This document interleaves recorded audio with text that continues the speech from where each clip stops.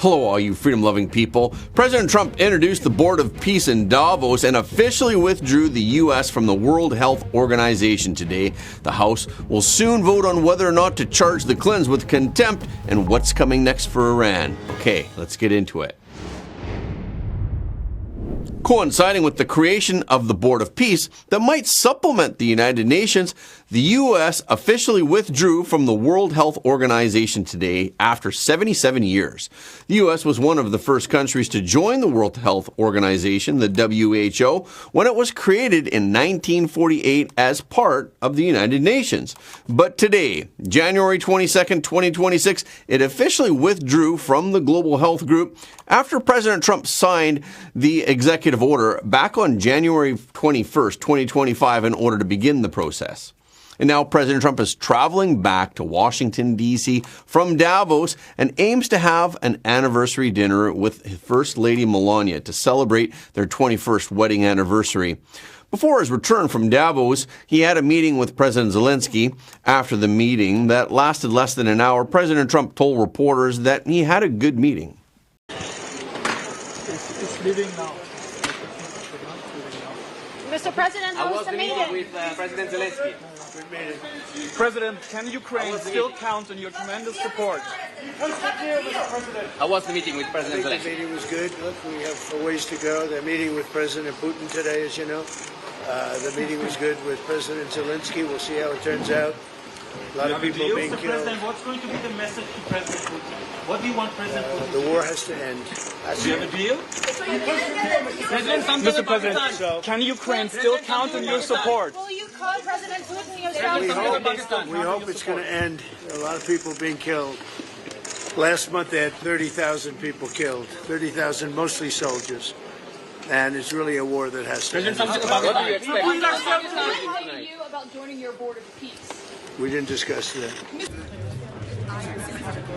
What do you mean by global access? What do you mean, President? What do you get the deal today? We'll have to see what happens. What do you mean by We're meeting total? with Russia. We're meeting with Russia. That'll take place tomorrow. They're going to be meeting with President Putin. I had a very good meeting with President Zelensky. Everybody wants to have the war end. On your Board of Peace, President Trump, are you just... Their meeting came after President Trump introduced the Board of Peace today, which is part of the peace process between Israel and Hamas to end the Gaza war. This board has the chance to be one of the most consequential bodies ever created, and it's my enormous honor to serve as its chairman. I was very honored when they asked me to do it. We had an idea to do it, and then they came, they said, you be the chairman. And but I take it very seriously. We have a great group of people and incredible young people that are leading it from within. It's running beautifully, started already, and every country, just about every country, wants to be a part of it. And we just sent out the letters a couple of days ago, and these are just the countries that are here. They happen to be in Davos, so we said would be honored if you wanted to join us up on the stage. And it's really great. They're friends of mine. I think, let me see. Yeah, every one of them is a friend of mine. A couple, let's see, a couple I like, a couple I don't like. No, I like, actually, this group, I like every single one of them. Can you believe it? Usually I have about 2 or 3 that I can't stand. Usually I have 2 or 3 that I don't like. I don't find them up here. I like every one of these people. No, they're great people. They're great leaders. And the Board of Peace is composed of leaders, the top leaders in the world, actually. During his remarks about the Board of Peace in Davos yesterday, President Trump once again mentioned that the UN has not lived up to its potential and that his Board of Peace can do whatever it wants. Numerous other things. Once this board is completely formed, we can do pretty much whatever we want to do, and we'll do it in conjunction with the United Nations. You know, I've always said the United Nations has got tremendous potential, has not used it, but there's tremendous potential in the United Nations. And you have some great people at the United Nations, but so far it hasn't. You know, on the 8 wars that I ended, I never spoke to the United Nations about any of them. And you would think that I should have. You would think they could have done those 8 wars, but they couldn't have. And they tried, I guess, in some of them, but they didn't try hard enough. But there's tremendous potential with the United Nations, and I think the combination of the Board of Peace with the kind of people we have here, coupled with the United Nations, can be something very, very. Then, after his remarks, President Trump ratified the Board of Peace Charter.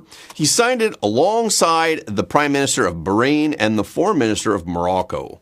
President Trump also signed the Board of Peace's inaugural resolution addressing the Gaza mandate while he was surrounded by the organization's founding members. Yesterday, we mentioned that several members of the Trump administration, as well as international leaders, have positions on the Board of Peace. Secretary of State Marco Rubio, Special Presidential Envoy Steve Witkoff, President Trump's son-in-law Jared Kushner, and former British Prime Minister Tony Blair have been tapped for executive board positions on the Board of Peace.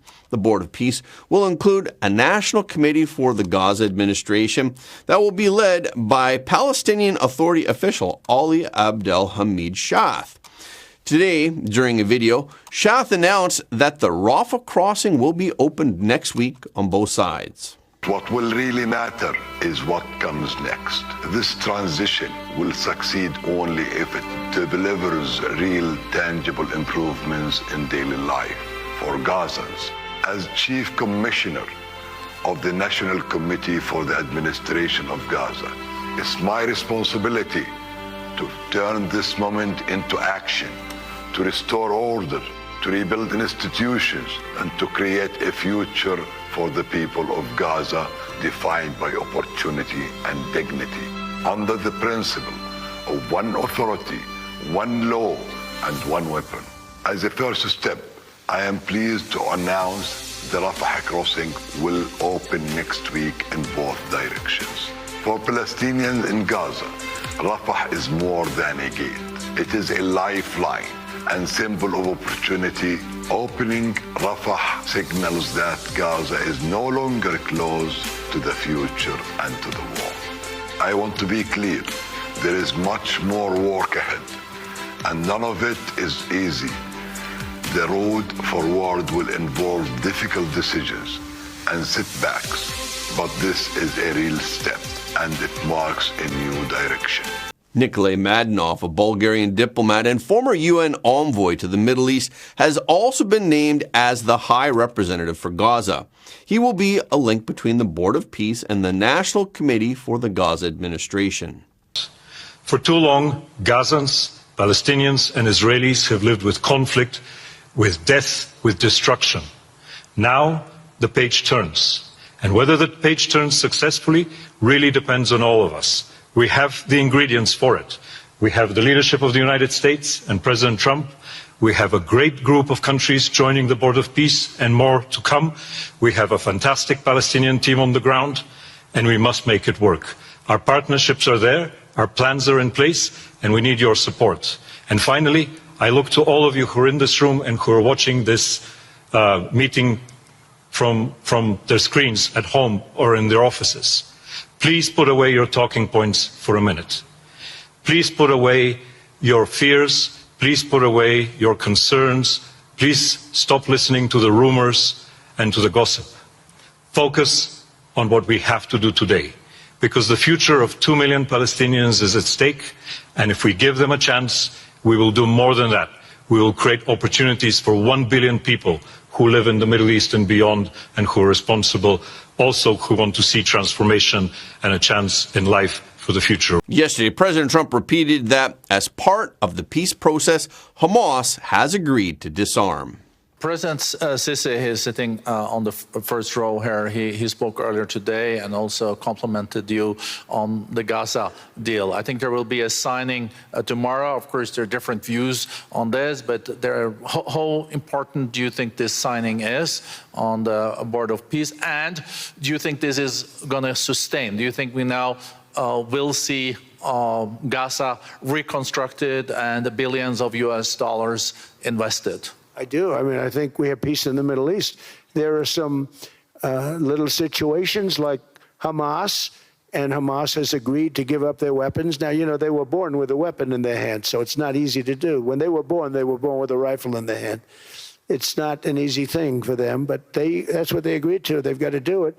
And we're going to know, Jared, over the next 2 or 3 days, certainly over the next 3 weeks, whether or not they're going to do it. If they don't do it, they'll be blown away very quickly. They'll be blown away. You know, we have 59 countries that are part of that whole peace deal. And some of those countries aren't even they're near the Middle East, but they're not in the Middle East traditionally. And they want to come in and take out Hamas. They want to come in. They want to do whatever they can. There's a problem with Hezbollah in Lebanon, and we'll see what happens there. But that's a problem. But there are these little flames, but there's peace in the Middle East. After the meeting between President Trump and NATO Secretary General Mark Rutte yesterday, NATO pledged to safeguard security in the Arctic region and to prevent China and Russia from establishing footholds there. And President Trump announced that they formed the framework of a future deal for Greenland and for the entire greater Arctic region.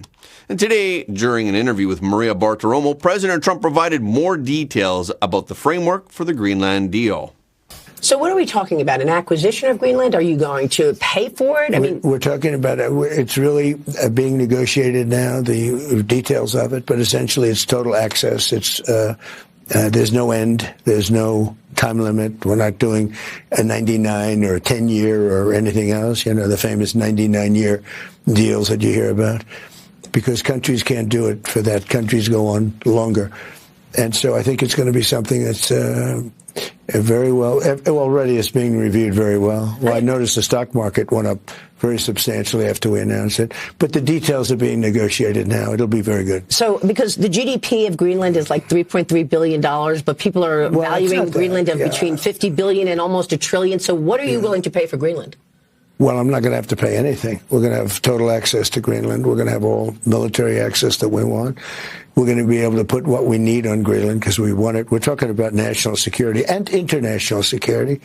So we're going to not have to pay anything other than the fact that we are building the Golden Dome. And the Golden Dome is going to be something that's going to be very amazing. It'll be Israel times probably 100. And we need it. I think we need it. And it's all going to be made in the United States. President Trump explained that Greenland will play a very important part of the Golden Dome defense system. So the Golden Dome will be on Greenland? A piece of it, yes. And it's a very important part because everything comes over Greenland. If the bad guys start shooting, it comes over Greenland. So we knock it down. It's pretty infallible. It's amazing. You know, Ronald Reagan had the idea a long time ago, but we didn't have any technology at that point. The concept was great, but there was no technology. Now we have unbelievable technology. I mean, virtually 100%. Yesterday, NATO spokesperson Alison Hart said that the details of the newly announced framework are under discussion. Hart said discussions among NATO allies on the framework the president referenced will focus on ensuring Arctic security through the collective efforts of the allies, especially the 7 Arctic allies.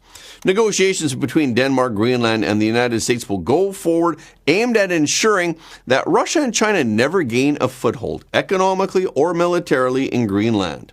While the exact details of the Greenland deal framework remain unclear, various media outlets have speculated about what it might include. The New York Times claimed yesterday that U.S. and Danish officials are discussing a possible deal where Denmark could give the United States control over some parts of Greenland to build military bases. The idea is similar to how the United Kingdom kept control of bases in Cyprus after independence under agreements that still exist today.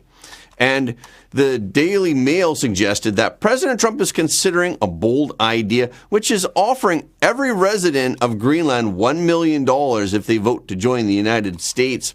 With about 57,000 people on the island, the total cost would be roughly $57 billion, which would still be far less than what the U.S. spends on military each year. Based on the Daily Mail, supporters say the move could end Greenland's reliance on Denmark for financial support, and it could reshape its economy, but it would require a referendum and strong majority vote in favor of the plan to move forward. After President Trump said yesterday that he would not acquire Greenland by force, and because of his retraction of earlier threats to impose tariffs on multiple European nations, the global geopolitical tensions eased considerably. Asian and Pacific stock markets staged a broad rebound on Thursday, with safe haven assets retreating in tandem. The U.S. S&P 500 index rose by 1.16%, marking its largest single-day gain in 2 months. South Korea's Kospi index even breached the 5,000-point threshold for the first time during intraday trading. And as risk appetite recovers, safe haven assets have undergone a sharp correction. Gold prices have retreated substantially by approximately $100 from their historic high of $4,887 per ounce, falling to around $4,790. The VIX index, regarded as a gauge of market anxiety, also plunged by 15.88%. Chris Weston, an analyst at Pepperstone, told Reuters that the market has largely priced out the tail risk of confrontation between the United States and its NATO allies. And another confrontation that is still ongoing that may affect the markets is the conflict with Iran. Today, the USS Abraham Lincoln arrived in the Arabian Sea as the United States continues to reposition major military assets across the region. At the same time, a number of F-15 fighter jets have been deployed to western Jordan, with daily coordination underway under the leadership of the U.S. Central Command. Experts suggest that, while it's still too early to say what comes next, the scale and speed of these moves suggest the situation is entering a phase of significant strategic importance. This echoes what Peter Orszag, the CEO of Lazard, also said in an interview with CNBC yesterday. I think it's very likely that over the next few days there will be something that happens in Iran. And you it do? might be something big, yes. Why do you think that? I did, well, from a variety of different, indirect information, and also, to your point, I think it's entirely possible the United States was waiting for the carriers to arrive. Was waiting for them, sorry. For the carriers to arrive. And that this is just, so that the Greenland story well, is just a head fake? I don't know about a head fake, but it has the effect of, it has that effect even if that's not the intent. And that would mean what? How does that play out if that's actually the case? Then the big question becomes, can you actually do regime change through effectively a bombing campaign? And I don't think we have any history in which that's effective, but we'll see. It depends what the objective of what happens is. If it's to take out the ballistic missiles, that can be successful. If it's regime change, that's got a more checkered history.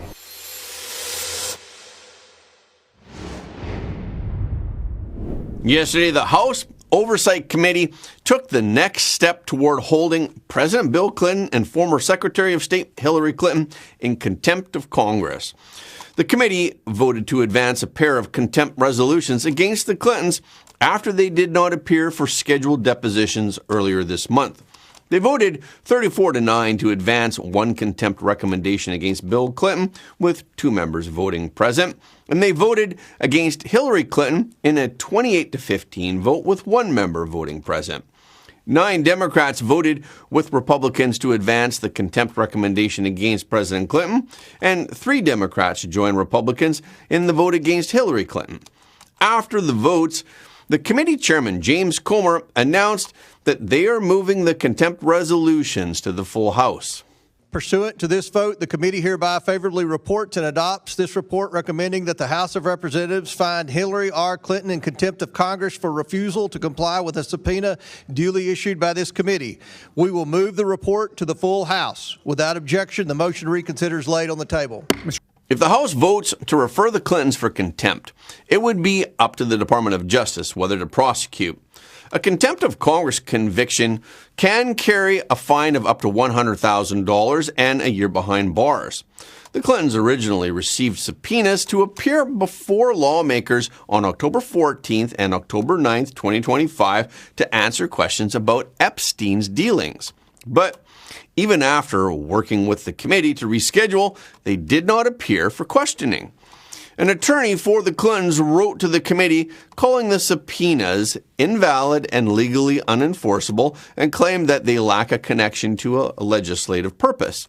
Then, the Clintons apparently offered Comer the opportunity to travel to New York to conduct an interview alone without an official transcript. But on Tuesday, Comer rejected the offer, calling it insulting. At the time, Comer said in a statement that Clinton's latest demands make clear they believe their last name entitles them to special treatment. The House Oversight Committee rejects the Clintons' unreasonable demands and will move forward with contempt resolutions. In response, Angel Urena, the deputy chief of staff to President Clinton, wrote on X, "We never said no to a transcript. Interviews are on the record and under oath. Whether it was written or typed isn't why this is happening. If that were the last or only issue, we'd be in a different position. You keep misdirecting to protect you-know-who and God knows what. Now, the full House will decide whether to hold the Clintons in contempt of Congress." What specific steps will oversight Republicans take to ensure that the Clintons are not treated differently than others who have been held in contempt of Congress, like Steve Bannon and Peter Navarro? Well, the process will be once it goes on the full House floor, and I expect a lot of Democrats to vote on this on the floor. And then it'll be delivered to the Department of Justice, and I think that question then can be asked to the Attorney General. Also, during the vote yesterday, Comer announced that Ghislaine Maxwell, the associate of Epstein, will sit for a deposition before the House Oversight and Government Reform Committee on February 9th. The deposition is expected to be virtual. The Chinese Communist Party released the latest Chinese demographic data on January 19th. The nationwide death toll for 2025 stands at 11.31 million, indicating that last year's mortality rate in China reached 8.04 per thousand. This proportion represents a 57-year high and exceeds the mortality rate recorded during the COVID-19 pandemic period from 2020 to 2022. The COVID-19 pandemic erupted in late 2019. According to official Chinese Communist Party data, China's death toll stood at 9.976 million in 2020, and at 10.14 million in 2021, and at 10.41 million in 2022. So, is this really possible?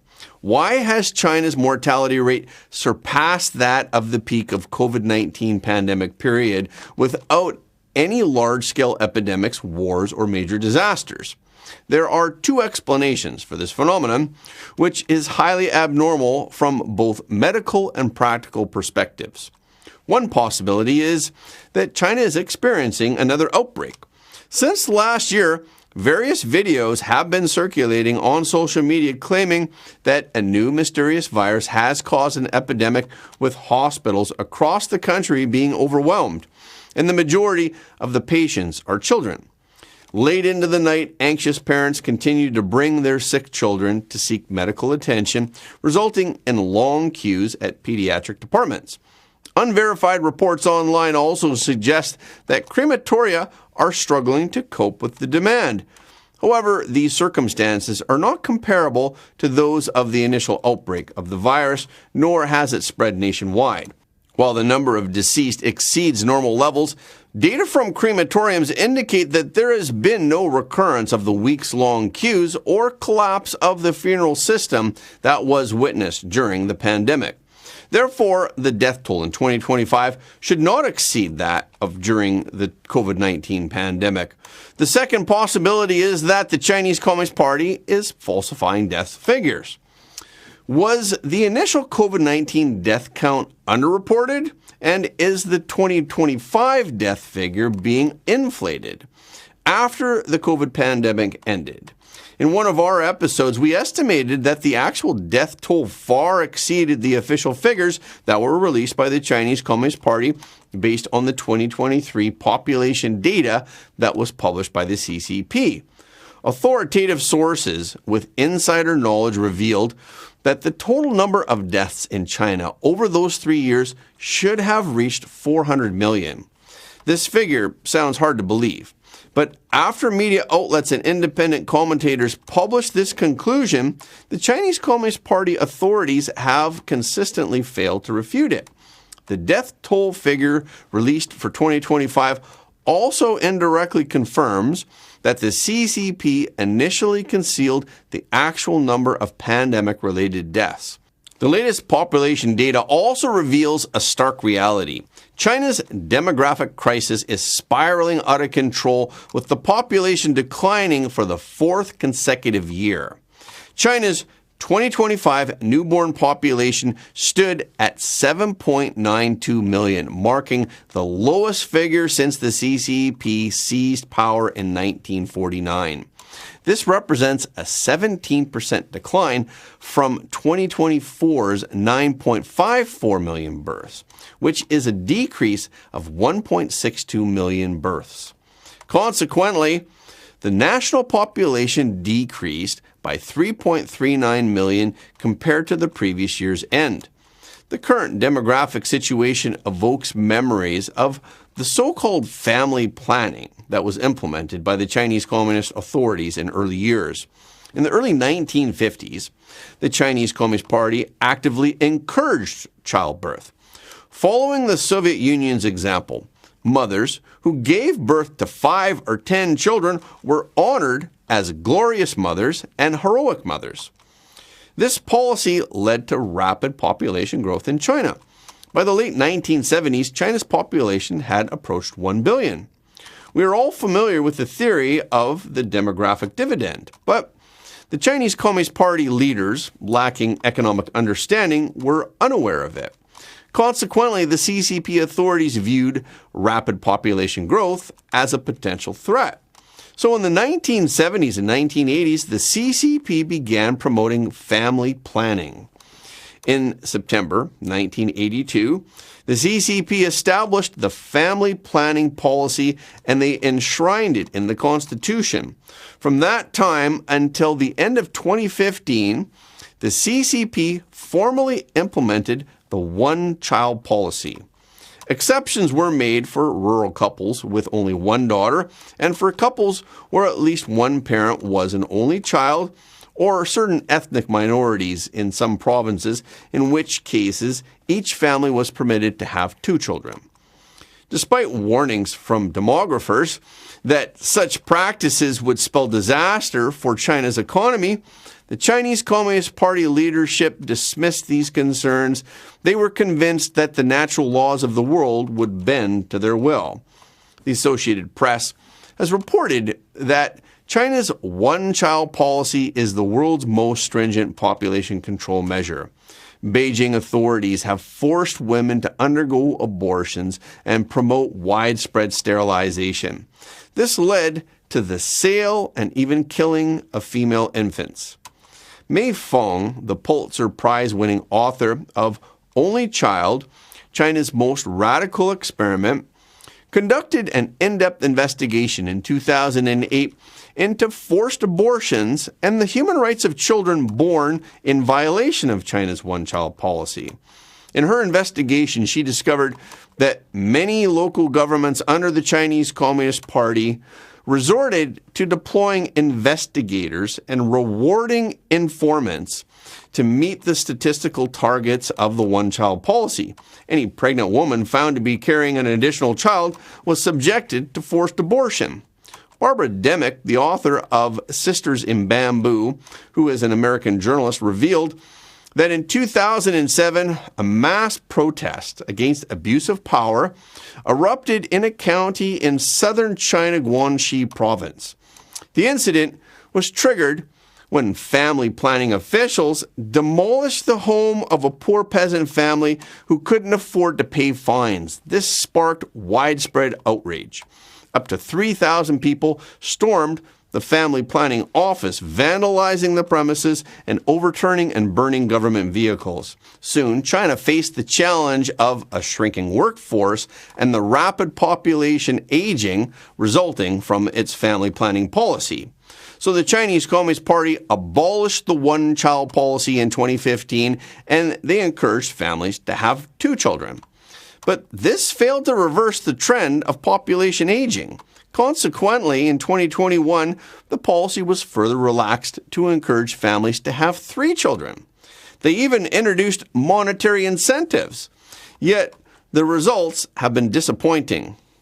Renowned Chinese demographer and American professor Yi Fuxian stated that The reason the Chinese Communist Party implemented the universal two-child policy in 2016 rather than fully liberalizing birth restrictions was because the National Health and Family Planning Commission predicted that the fertility rate would rebound to 2.1 after the two-child policy was rolled out nationwide. They thought that by 2025, the fertility rate would be 1.73, and by 2050 it would be 1.72. However, the actual situation is infinitely worse than the Chinese Communist Party had anticipated. Even with the three-child policy in place, China's fertility rate in 2025 stands at approximately 0.98. Births account for only 6% of the global total. A fertility rate of 0.98 signifies that China is entering a self-extinction mode. The population collapse is no longer a crisis, but an irreversible structural collapse. Now, let's address the true state of China's GDP. For years, the mainstream media has consistently told us that China is the world's second largest economy. Consequently, the Western world and major corporations have been reluctant to confront the Chinese Communist Party. When conflicts arise, they often resort to compromise as a response. However, Stephen G. Brooks, a professor at Dartmouth College, and Ben A. Vagel, a policy analyst at the U.S. Office of Investment Security, have presented a novel perspective in their book, Command of Commerce, America's Enduring Economic Power Advantage over China. The strength of a nation should not be measured by how much it produces domestically, but by how much profit and technological advantage its enterprises command in the global marketplace. Although China's GDP is numerically approaching that of the United States, it contains a significant amount of ineffective components and inefficient assets. Despite China's astonishing production capacity, only 6% of global high-tech profits originate from China, while the United States commands 55%. The real technological bottlenecks, such as design rights, patents, and control of the upstream supply chain, remain firmly in the hands of our American and European allies. For example, although iPhones are assembled in China, almost all of the profits and technological value belongs to the United States. Lithography machines further highlight this asymmetry. 85% of the components for ASML's EUV lithography systems come from the United States and its allies, making them completely impossible for the Chinese Communist Party to replicate. The research by the two scholars also indicates that China's economic development, while seemingly rapid, represents a superficial prosperity. It masks the severe distortion and bubbles. China's GDP is inflated by approximately 1/3 due to falsified performance metrics and non-return generating investments. Based on nighttime light intensity data, they estimated that China's actual GDP may be only half that of the United States. The authors contend that China's achievements have been exaggerated, both in terms of economic strength and innovation performance. The exaggeration of economic and military power is a phenomenon that is common to authoritarian states. It's not limited to the CCP in China. To consolidate public support, authoritarian rulers tend to suppress bad news and promote good news. In order to intimidate their rivals, they often go to great lengths to conceal their own weaknesses. And that's a wrap for this episode. Thank you so much for your support of Front Page. Please remember to leave a comment below the video. This is really helping us to be seen all around the world. The more people who watch Front Page, the more freedom-loving people the world will have. And please hit the like button and hit the notification bell after subscribing. And please share this video with your friends and family, because everybody deserves to know the truth.